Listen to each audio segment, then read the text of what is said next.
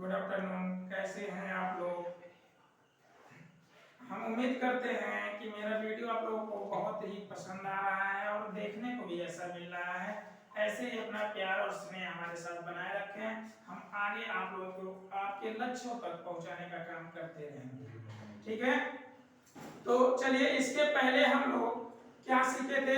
अवतल दर्पण द्वारा प्रतिबिंब का, ठीक है ना, उपयोग। अवतल दर्पण द्वारा प्रतिबिंब का बनना और अवतल दर्पण का उपयोग कहाँ कहाँ किया जाता है। अब हम लोग पढ़ेंगे आज उत्तल दर्पण, इसके बारे में सीखेंगे। उत्तल दर्पण, तो जैसा कि मैंने बताया था आप लोगों को, उत्तल दर्पण जो होता है ये होता क्या है, इसका जो परावर्तक तल होता है वो बाहर की तरफ वक्रित होता है, ठीक है ना। तो हम देखते हैं इसके लिए कुछ नियम है प्रतिबिंब बनाने के। इसके लिए भी पहले हम किरण आरेख के बारे में सीखेंगे। तो देखिए, पहला नियम क्या है बेटा? पहला नियम है कि कोई भी जब अवतल दर्पण है हमारा, सॉरी उत्तल दर्पण, क्या है? उत्तल दर्पण है, ठीक है। और ये है इसका मुख्य अक्ष, ठीक है। यहाँ इसका पोल होता है, ये सपोज करिए आपका फोकस, और ये क्या हो गया? वक्रता केंद्र। तो इसके जब समांतर प्रकाश की किरण आएगी, क्या होगी बेटा? समांतर प्रकाश की किरण आएगी तो यह क्या होगी? परावर्तक तल से टकराने के बाद, ठीक है ना, फोकस पर, कहां पर? फोकस पर आपतित होती हुई प्रतीत होती, ठीक है। अगर इसको हम आगे बढ़ाएं तो ये हमारा ऐसे चला जा रहा है, मींस कहने का मतलब ये कैसे तिरछी वापस चली जा रही है, ठीक है। अब दूसरा चीज आप देखें तो दूसरा कंडीशन है इसका कि कोई भी प्रकाश की किरण जब अवतल दर्पण के परावर्तक तल पर पड़ती है और वह मुख्य अक्ष के समांतर न आकर तिरछी आती है, क्या आती है? तिरछी आती है बेटा। तो इसके लिए भी हम देखें, ठीक है ना। तो इसके लिए अगर यदि हम बात करें तो हमको क्या मिल रहा है? देखिए, जब तिरछी आ रही है प्रकाश की किरण, ठीक है, तिरछी आ रही है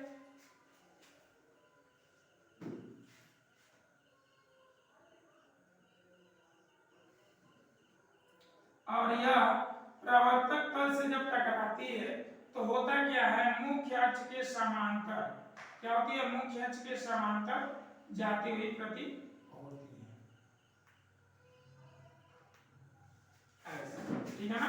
मुख्य अक्ष के समांतर जाती हुई प्रतीत होती है।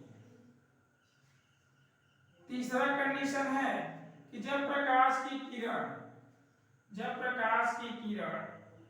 हमारा वक्रता केंद्र से आती है, कहां से आती है बेटा? वक्रता केंद्र पर आती है या आती हुई प्रतीत होती है, तो ये क्या होती है? अपने मार्ग में पुनः वापस चली जाती है, अपने ही मार्ग में पुनः वापस चली जाती है। चतुर्थ इसका नियम जो है वो ये है कि जब प्रकाश की किरण उत्तल दर्पण के ध्रुव पे आपतित होती है या आपतित होती हुई प्रतीत होती है, तो जितने कोण से आपतित होती है परावर्तन के बाद भी उतने ही कोण पर उसी माध्यम में क्या हो जाती है? वापस चली जाती है, ठीक है। इस तरह से हमारे चार नियम उत्तल दर्पण के लिए भी किरण आरेख का है, ठीक है, हमने समझा। अब थोड़ा सा प्रतिबिंब के बारे में सीख लेते हैं। इसमें दो ही कंडीशन होता है बेटा प्रतिबिंब के लिए भी। पहला है कि जब जो है वस्तु हमारी क्या हो? अनंत बिंदु पर हो। कहाँ हो बेटा? अनंत बिंदु पे हो। मान लो ये आपका अवतल दर्पण है, ठीक है, ये आपका मुख्य अक्ष है, ठीक है ना। और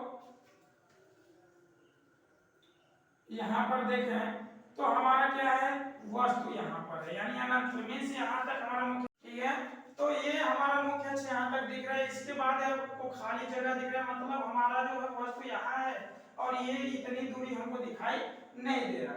तो यहां से प्रकाश की किरण क्या होगी? मुख्य अक्ष के समांतर आएगी और परावर्तक तल से टकराने के बाद ये क्या होगी बेटा? होती हुई प्रतीत होगी, ये प्रवर्तित होगी, और ये कहां से जाएगी? फोकस से जाएगी। कहां से जाएगी? फोकस से।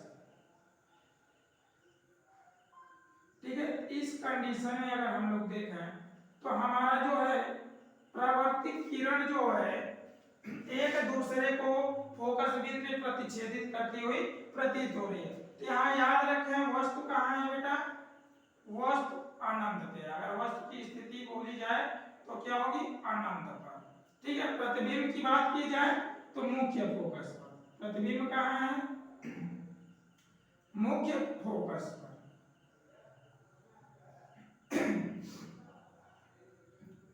ठीक है, अगर इसकी बात की जाए कि हमारा साइज की प्रतिबिंब की, तो साइज कैसा है? बिंदु के आकार का। कैसा है? बिंदु के आकार का।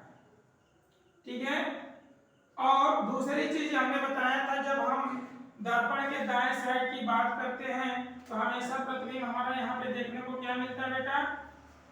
क्या मिलता है? आभासी मिलता है। कैसा मिलता है? आभासी। और क्या होता है? सीधा होता है। क्या होता है? सीधा। ठीक है,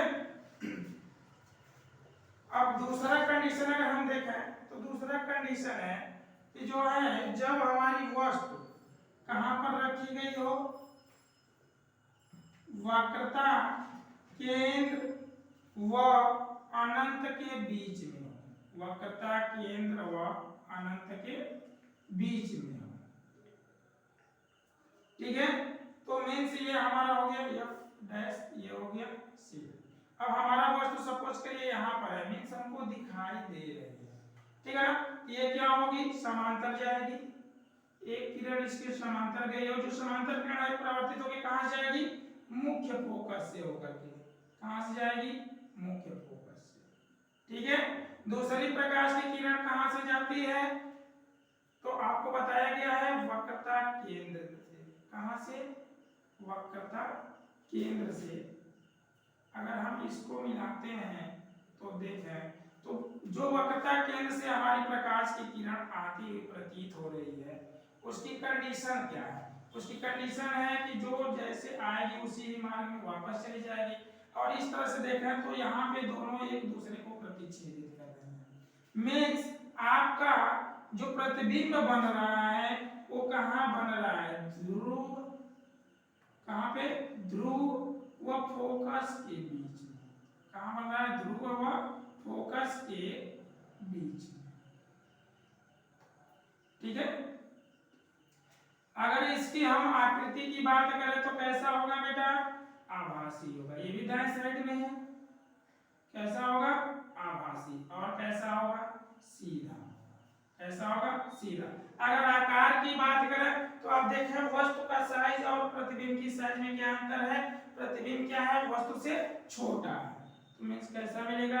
आकार इसका छोटा। ठीक है, इस प्रकार से हम उत्तर दर्पण द्वारा वस्तु का प्रतिबिंब प्राप्त किए हैं। ठीक है, अब ये हमारा क्वेश्चन समाप्त होता है। इसके बाद हम सीखेंगे थोड़ा सा आवर्धन क्षमता। क्या? आवर्धन क्षमता।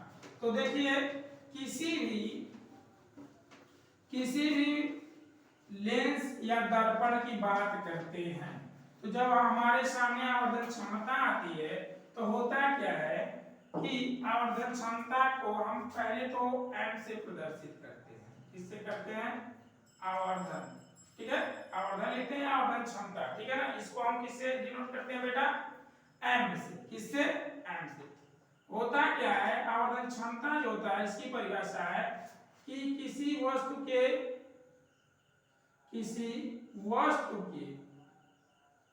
प्रतिबिंब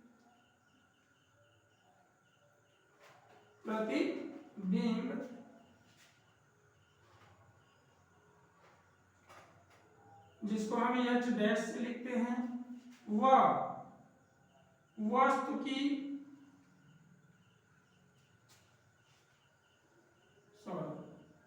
बैक करना पड़ेगा।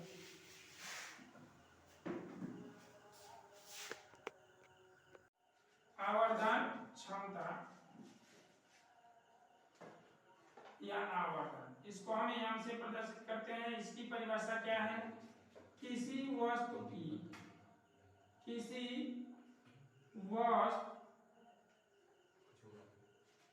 के प्रतिबिंब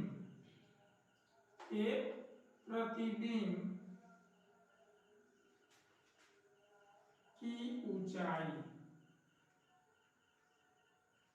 जिसको हम h डैश से लिखते हैं, वह वस्तु की ऊंचाई, जिसको हम किससे लिखेंगे? h से, के अनुपात को आवर्धन कहते हैं, आवर्धन क्षमता कहते हैं, आवर्धन कहते हैं।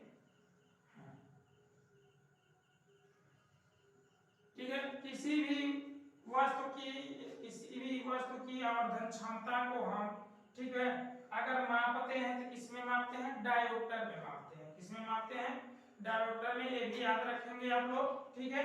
अब बात आती है आवर्धन क्षमता, तो हमारा क्लियर हो गया क्या होता है। मींस अगर देखा जाए यहाँ से तो m बराबर होता क्या है? h डैश अपान h। अब देखा चूंकि ये प्रतिबिंब की ऊंचाई है, ठीक है, अगर दूरी के पदों में हम आवर्धन क्षमता को व्यक्त करते हैं तो देखिए, तो प्रतिबिंब के लिए जो दूरी ली जाती है वो ली जाती है v। क्या ली जाती है? v। और वस्तु के लिए क्या होती है? u। ठीक है ना, तो ये हो गया v अपॉन u। लेकिन यहाँ पे कंडीशन लागू होता है क्या? जब हम दर्पण की बात करेंगे, किसकी? दर्पण की आवर्धन, तो वहां पर होता क्या है बेटा? निगेटिव साइन होता है। क्या होता है? Negative sign. लेकिन जब हम लेंस की क्षमता की बात करेंगे या लेंस की आवर्धन की बात करेंगे, ठीक है ना, तो वहां पे क्या होता है? ये पॉजिटिव होता है। क्या होता है? पॉजिटिव होता है। ठीक है, यानी यहां से देखें तो इमेज चूंकि आई से डिनोट करता है, तो कहीं कहीं आपको ये भी मिल जाएगा देखने को, आई अपान ओ। आई मतलब इमेज, ओ मतलब ऑब्जेक्ट अर्थात वस्तु। ठीक है, तो इससे आप लोग कंफ्यूज नहीं होंगे। ठीक है ना, तो इस तरह से हम आवर्धन के बारे में भी सीख लिए। अब थोड़ा सा आता है चिन्ह परिमाठी। किसका? चिन्ह परिमाठी। ठीक है ना, तो चिन्ह परिमाठी क्या होता है? बहुत क्लियर करना है इसको, क्योंकि न्यूमेरिकल में क्या होता है, यही भी प्रॉब्लम आती है। जो भी हम लोग न्यूमेरिकल करते हैं, कंफ्यूजन होता है कि कब कब हमारा साइन क्या होगा। तो थोड़ा सा हम इसको जोड़ के लाते हैं निर्देशांक से। किससे? निर्देशांक से समझते हैं। देखिए, ये हमारा होता है बेटा क्षैतिज अक्ष, या इसको बोलते हैं x अक्ष। ठीक है, और ये होता है हमारा y। ठीक है, इसको बोलते हैं y अक्ष या ऊर्ध्वाधर अक्ष। ठीक है ना, तो यहाँ पे जो दोनों अक्ष एक दूसरे को जिस बिंदु को काटते हैं, इसको हम बोलते हैं मूल बिंदु। क्या बोलते हैं? मूल बिंदु। अब देखा जाए मूल बिंदु की बात, तो होता क्या है इसमें कि मूल बिंदु के जैसे हम दाएं तरफ जाते हैं तो x हमेशा क्या होता है? धनात्मक होता है। क्या होता है? धनात्मक। और जैसे हम बाएं साइड में आते हैं तो x क्या होता है? ऋणात्मक होता है। सेम कंडीशन है, जैसे मूल बिंदु के ऊपर की तरफ जाते हैं तो ये धनात्मक होता है, और जैसे नीचे की तरफ आते हैं तो ये ऋणात्मक होता है। ठीक है, अब सपोज करिए यहाँ पे हमारा कोई भी अवतल चाहे उत्तल दर्पण है, अवतल हो या उत्तल दर्पण, कोई भी दर्पण ले सकते हैं, इसके मूल बिंदु पे इसका ध्रुव है। तो होता क्या है बेटा, देखें, जब हम दर्पण के दाएं साइड में जाएंगे, यानी दाएं पक्ष में, तो हमेशा जो दूरी ली जाएगी वो चाहे वस्तु की हो चाहे किसकी हो, प्रतिबिंब की हो, वो हमेशा धनात्मक होगी। क्या होगी? धनात्मक होगी। ठीक है, और जैसे ही बाएं साइड में आएंगे वो दूरी क्या होगी बेटा? ऋणात्मक होगी। क्या होगी? ऋणात्मक। ठीक है ना, ऐसे ही ऊपर की तरफ जाए तो धन है, तो मतलब अगर ऊंचाई की बात करें हम तो क्या होगा बेटा? ऊपर की तरफ होगा तो धनात्मक। क्या होगा? धनात्मक। कौन होगा धनात्मक? ऊंचाई, वस्तु की ऊंचाई, ठीक है ना, या प्रतिबिंब की भी ऊंचाई रहेगी तो भी धनात्मक होगा। नीचे की तरफ हम आएंगे तो क्या हो जाएगा? ऋणात्मक। क्या हो जाएगा? ऋणात्मक। चाहे वस्तु हो या प्रतिबिंब हो, ठीक है। तो यहां से हम लोग देख रहे हैं, ठीक है ना। तो एक चीज हमको मिल रहा है क्या, कॉन्सेप्ट के रूप में कुछ चीजें याद रखनी है। वो याद क्या रखनी है बेटा? पहला पॉइंट, अवतल दर्पण, अवतल दर्पण की फोकस दूरी, की फोकस दूरी सदैव ऋणात्मक होती है। क्या होती है? ऋणात्मक होती है, ठीक है। दूसरा,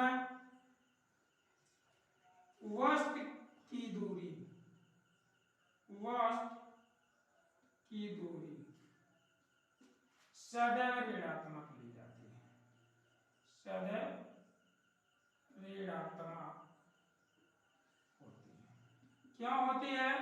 क्योंकि हमने उत्तल दर्पण और अवतल दर्पण जैसे ही पढ़ा है तो उसमें देखा है कभी भी वस्तु हमारा दाएं साइड में नहीं था, हमेशा क्या था? बाएं साइड में था, ठीक है। तो ये दो चीजें आपको बहुत ध्यान पूर्वक याद रखना है न्यूमेरिकल लगाने के लिए, आंकिक प्रश्नों को हल करने के लिए। अब थोड़ा सा हम आते हैं आवर्धन क्षमता से संबंधित कुछ जानकारियां और प्राप्त कर लेते हैं, ठीक है। वो भी क्वेश्चन बन के आते हैं। आप जानते हैं कि आवर्धन क्षमता को स्मॉल m से प्रदर्शित करते हैं, किससे करते हैं? स्मॉल m से, ठीक है। तो अब थोड़ा सा हम समझ लें कुछ पॉइंट जो है आवर्धन के बारे में। जब जो है m का मान 1 से छोटा हो, क्या हो? 1 से छोटा हो, और क्या हो बेटा? धनात्मक हो। क्या हो? धनात्मक हो। इस कंडीशन में जो हमारा दर्पण होगा वो होगा उत्तल दर्पण। क्या होगा? उत्तल दर्पण, ठीक है। दूसरा कंडीशन है जब m का मान क्या हो? 1 से बड़ा हो। 1 से बड़ा मतलब धनात्मक ही होगा, ठीक है ना। 1 से बड़ा हो मतलब धनात्मक। इस कंडीशन में दर्पण कौन सा होगा? अवतल दर्पण। कौन सा होगा? अवतल दर्पण, ठीक है। तीसरा कंडीशन है कि जब हमारा m का मान क्या हो? ठीक है, 1 से छोटा हो लेकिन ऋणात्मक हो। कैसा हो? ऋणात्मक हो। तो इस कंडीशन में हमारा जो दर्पण होगा वो भी क्या होगा? अवतल दर्पण। क्या होगा? अवतल दर्पण। एक छोटा सा पॉइंट हमारा जो छोड़ गया था उसके बारे में भी हम देखना है, वो क्या था? उत्तल दर्पण का उपयोग, उत्तल दर्पण का उपयोग,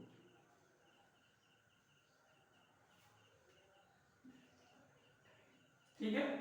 तो उत्तल दर्पण के उपयोग में पहला क्या है बेटा? वाहनों में, वाहनों में चालक के बगल में, चालक के बगल में साइड शीशे के रूप में, शीशे के रूप में प्रयोग होता है, प्रयोग होता है। दूसरा क्या है? दूसरा है दुकानों में, दुकानों में सिक्योरिटी, सिक्योरिटी के रूप में, के रूप में प्रयोग होता है, प्रयोग होता है, ठीक है। अब बस हमारा प्रकाश का टॉपिक यहाँ समाप्त हो रहा है। बस एक चीज और ध्यान देना है आपको कि आप कहेंगे कि सर लेंस के बारे में नहीं पढ़ाया, तो ध्यान दीजिए कि जो भी नियम और शर्तें हमारे दर्पण में है वही नियम और शर्तें लेंस के लिए भी कार्य करती है। सिर्फ ध्यान आपको यह देना है कि जो शर्तें अवतल दर्पण के लिए थी, अवतल दर्पण के लिए, वो हमारा उत्तल लेंस के लिए होंगी। किसके लिए होंगी? उत्तल लेंस के लिए।